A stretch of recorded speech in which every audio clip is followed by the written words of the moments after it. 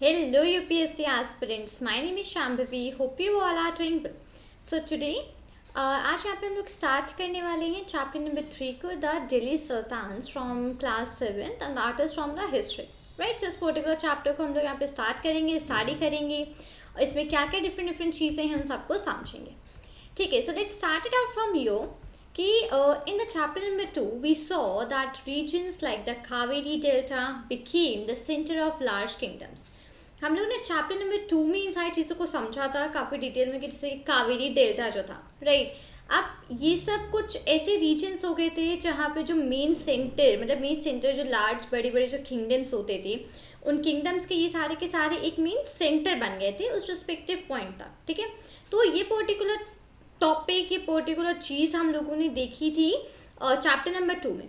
अब did you notice that there was no mention of a kingdom with Delhi as its capital। अब आपने एक चीज़ को notice ये किया होगा कि वहाँ पे हम लोगों ने कहीं पे भी ऐसा ये चीज़ मेंशन होते हुए नहीं देखा है, इस पर्टिकुलर चीज़ को हम लोगों ने नहीं देखा अभी तक कहीं पे भी कि दिल्ली जो था एज अ कैपिटल सिटी। ठीक है, वी ऑल नो कि यहाँ पे जो दिल्ली है तो दिल्ली हम लोगों ने कहीं पे भी नहीं देखा कि किसी किंगडम के बारे में बात हुई है जो कि दिल्ली में है एज इट्स कैपिटल। तो ये सारी चीज़ें चैप्टर नंबर 2 में एज अ डिस्क्राइब नहीं थी। That is because Delhi became an important city only in the 12th century. अब अभी तक हम लोगों ने 7 से अराउंड 7 से 10th सेंचुरी तक के डिस्कस करी राइट। 7th सेंचुरी से 10th सेंचुरी तक की हम लोगों ने बातें डिस्कस करी राइट। तो अब ऐसा रीज़न हम लोगों ने चैप्टर नंबर 1 और 2 में अभी तक दिल्ली के बारे में ऐसी चीज़ें नहीं पढ़ी। इसका रीज़न ये था क्योंकि दिल्ली जो था वो 12th सेंचुरी में एक इम्पॉर्टेंट सिटी बना।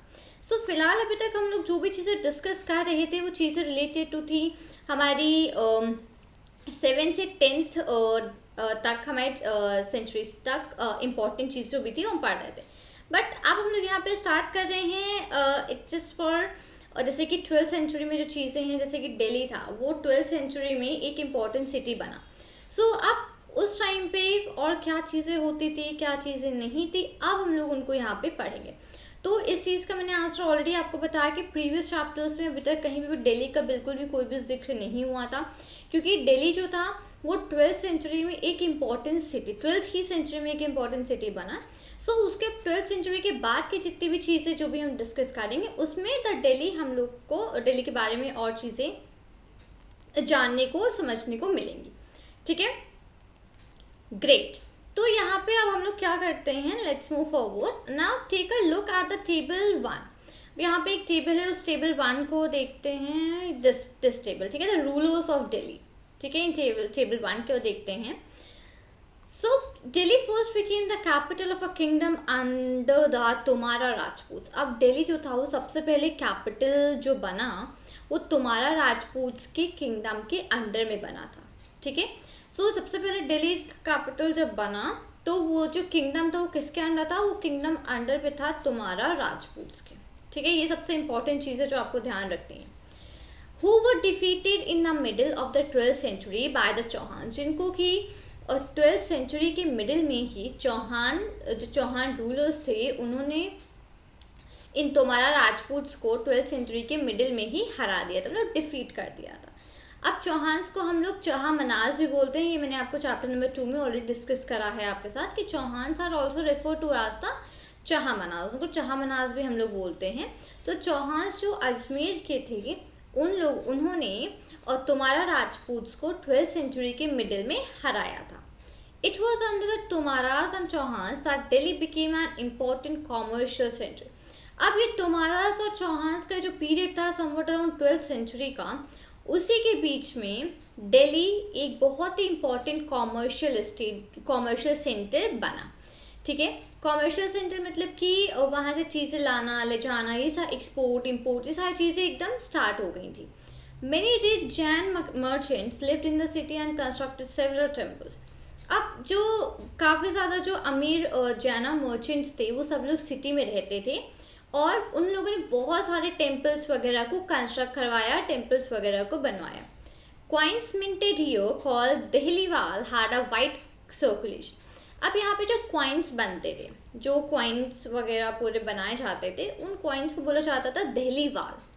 ये कब की बात हो रही है, ये हो रही 12th सेंचुरी की बात हो रही है, ठीक है। इस चीज़ को ध्यान रखिएगा कि किस सेंचुरी के रिस्पेक्टिव हम लोग कब बात कर रहे हैं, क्योंकि यहाँ पे ये जो हिस्ट्री जो क्लास 7th की है ये आपको पूरी सेंचुरीज के हिसाब से पूरी डिस्कस है, ठीक है।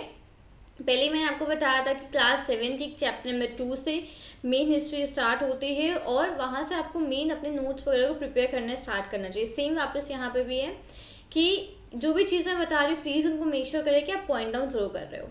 तो जो पॉइंट्स यहाँ पे जो बनाए जाते थे उनको बोला जाता था दिल्ली वाल। वो काफ़ी ज़्यादा सर्कुलेट होते थे, मतलब काफ़ी ज़्यादा एरियाज में जाते थे, वहाँ पे एक्सपोर्ट करा जाता था उन पॉइंट्स को, ठीक है। So the transformation of Delhi into a capital that controlled vast areas of the subcontinent started with the foundation of the Delhi Sultanate in the beginning of the 13th century.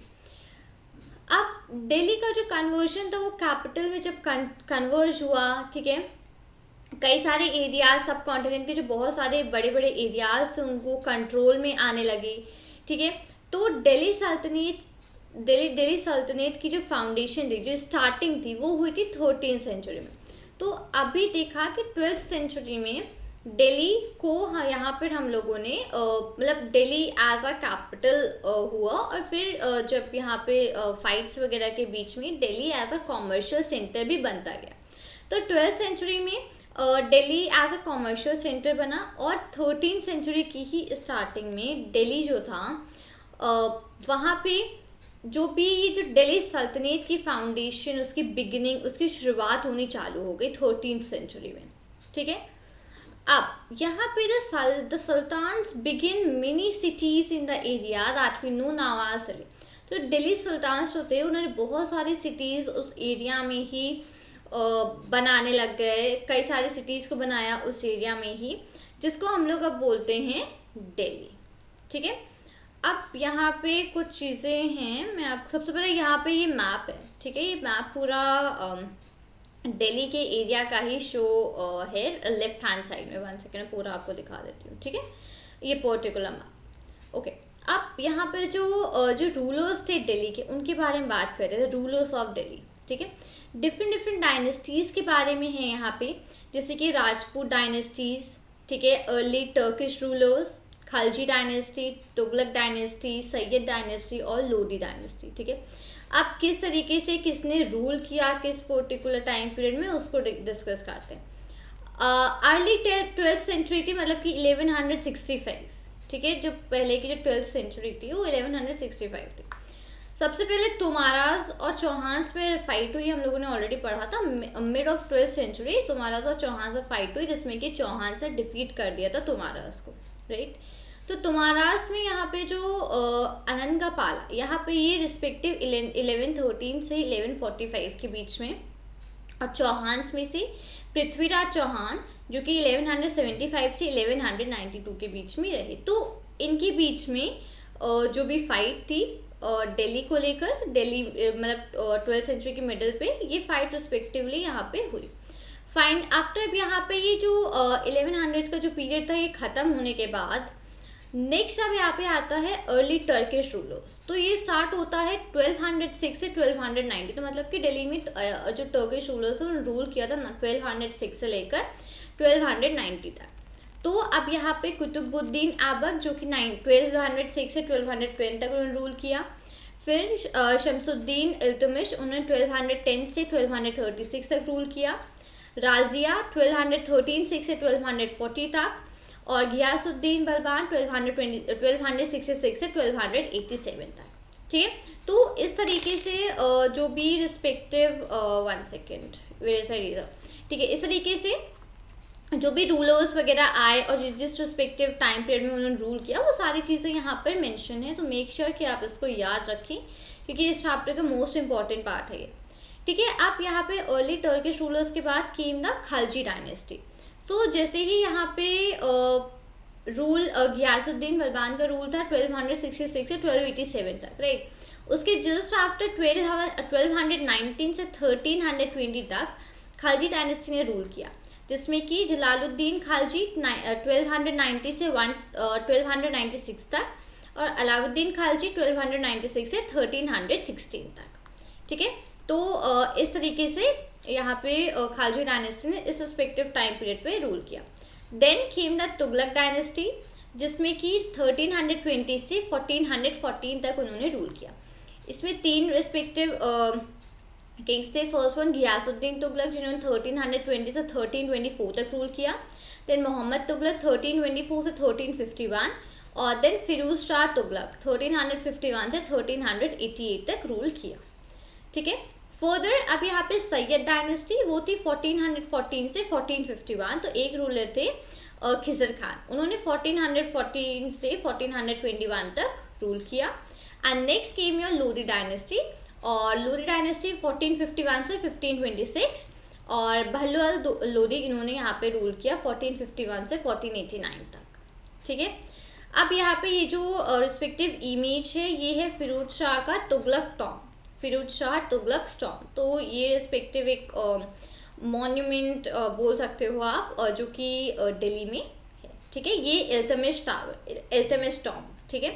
तो जितने भी respective अलग अलग Kings वगैरह थे, उनके अलग अलग एम्पायर्स वगैरह और टॉम्स वगैरह थे। ये अलई दरवाज़ा, 1 second, this one is the अलई दरवाज़ा।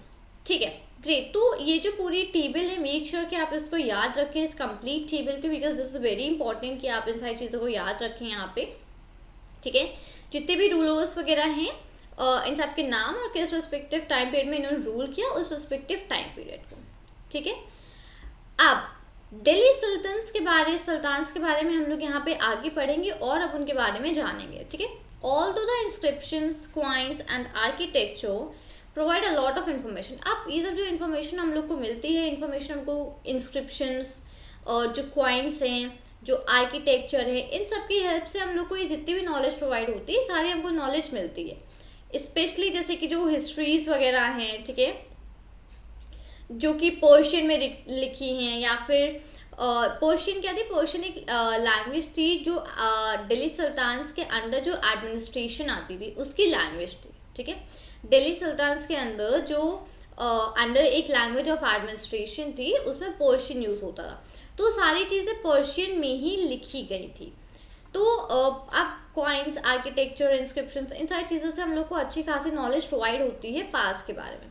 द ऑथर्स ऑफ तवारिख, अब तवारिख क्या थी, यहाँ पे 2 चीज़ें डिस्क्राइब हुई हैं, तारीख सिंगुलर एंड तवारिख प्लूरल। तो ये जो हिस्ट्रीज वगैरह लिखी जाती थी, स्पेशली जो वैल्यूएबल चीज़ लिखी जाती थी, तो उनको बोलते थे तारीख सिंगुलर, एक को तारीख बोलते थे, और कई सारी होती थी तो उनको बोलते थे त्वारिख। अब ये सारी चीज़ें पर्शियन में ही लिखी गई हैं। तो यहाँ पे जो ऑथर्स थे त्वारिख मतलब कि प्लूरल, मतलब कि कई सारी। ठीक है। तो जो त्वारिख के जो भी ऑथर्स थे वो मेंस थे। ठीक है। जैसे कि कौन थे वो लोग सेक्रेटरीज थे, एडमिनिस्ट्रेटर्स थे, पोएट्स हो सकते थे, कोर्टियर्स हो सकते थे। ठीक है। जो कि इवेंट्स वगैरह में काउंट किए जाता था उन लोगों को, वो लोग होते थे। एडवाइस रूलर्स होते थे, और जो गवर्नेंस और इन सब चीज़ों के लिए जो एडवाइस करते थे वो पीपल होते थे। तो ये सब लोग होते थे त्वारिख के ऑथर्स। ठीक है। तो जितने भी किंग्स रिलेटेड पीपल थे, सेक्रेटरीज, एडमिनिस्ट्रेटर्स, पोएट्स, कोर्टियर्स, जो लोग इवेंट्स वगैरह करवाते थे, या जो लोग गवर्नेंस वगैरह के बारे में एडवाइस करते थे रूलर्स को, तो ये सारे पीपल जो होते थे यही लोग मिल करके त्वारिख्स को लिखते थे। ठीक है। ग्रेट।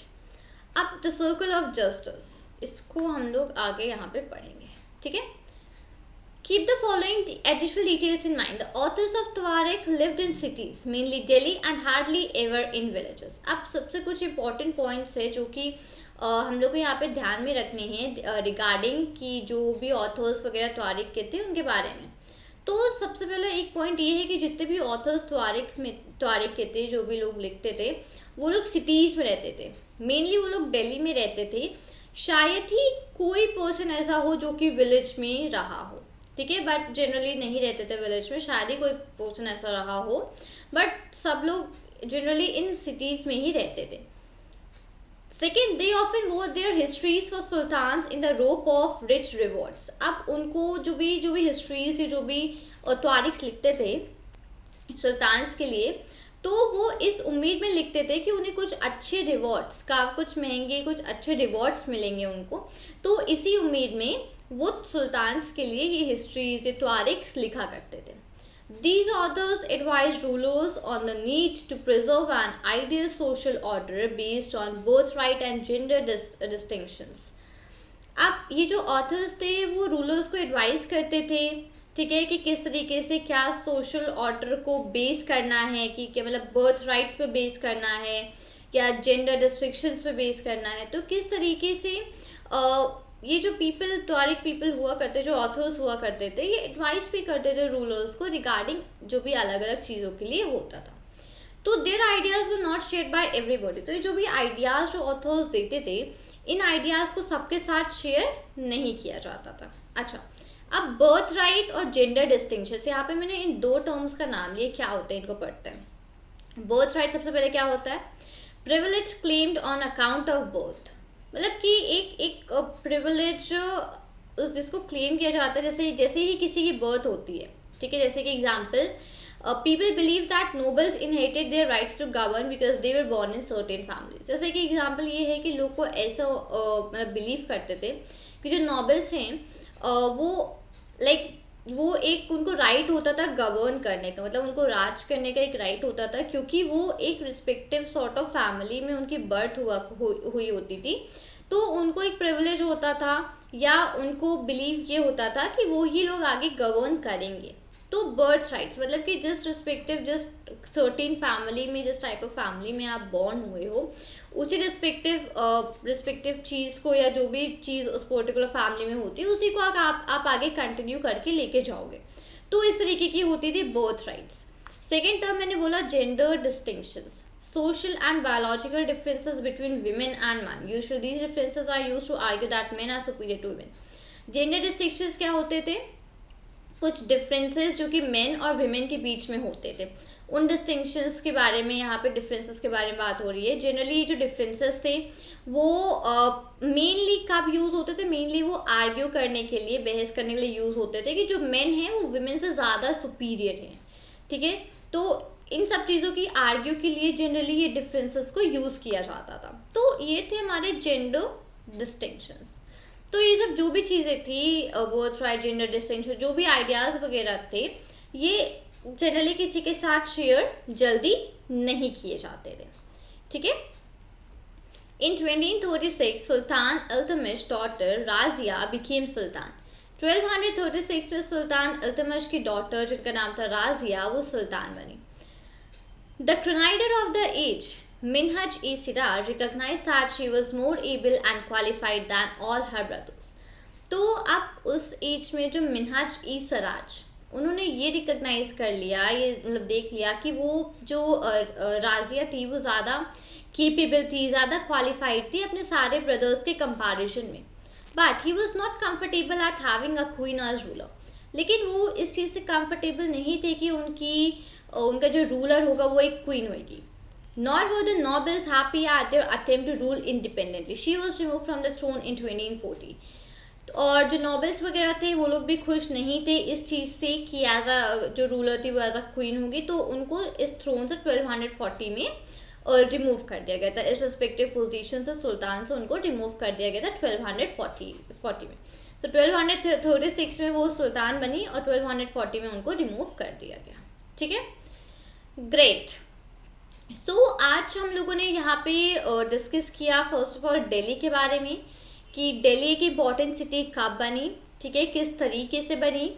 फर्दर जो दिल्ली के जो रूलर्स हैं उनके बारे में हम लोगों ने डिस्कशन किया, और जो दिल्ली सुल्तान्स थे उनके बारे में हम लोगों ने डिस्कस किया, राइट। तो ये सारी चीज़ें हम लोगों ने आज डिस्कस करी हैं इस पर्टिकुलर वीडियो में, और फर्दर हम लोग इस चैप्टर को कंटिन्यू करेंगे नेक्स्ट वीडियो में। आगे और भी जो इंपॉर्टेंट चीज़ें हैं उनको भी डिस्कस करेंगे। तो फिलहाल के लिए आज मेन हमारा जो टॉपिक था वो था दिल्ली, ठीक है। उस दिल्ली पर्टिकुलर टॉपिक को ही हम लोग ले रहे हैं, और हमारा चैप्टर का भी नाम वही है, दिल्ली सुल्तान्स। तो पर्टिकुलरली इसी को पूरा आगे हम लोग फुल कंप्लीट चैप्टर में इसी बारे में हम लोग डिटेल्ड एक्सप्लेनेशन इस चीज़ का देखेंगे। तो उम्मीद करती हूँ कि आप मैंने जो भी चीज़ें आपको बताई आपने उन सब चीज़ों को नोट डाउन किया होगा। ठीक है, नोट डाउन ज़रूर करिएगा बिकॉज काफ़ी इंपॉर्टेंट पॉइंट्स हैं यहाँ पे इस चैप्टर में। ऑलरेडी स्टार्टिंग से कह रही हूँ कि क्लास 7 की हिस्ट्री बहुत इंपॉर्टेंट है, सो मेक श्योर कि आप सारी चीज़ों को नोट डाउन करें। सो उम्मीद करती हूँ कि आपको वीडियो अच्छा लगा होगा। वीडियो अच्छा लगा हो तो वीडियो को लाइक करें, अपने फ्रेंड्स के साथ शेयर करें और चैनल को सब्सक्राइब करना मत भूलिएगा। मिलती हूँ आपसे नए वीडियो के साथ। Till then thank you and take care. Jai Hind.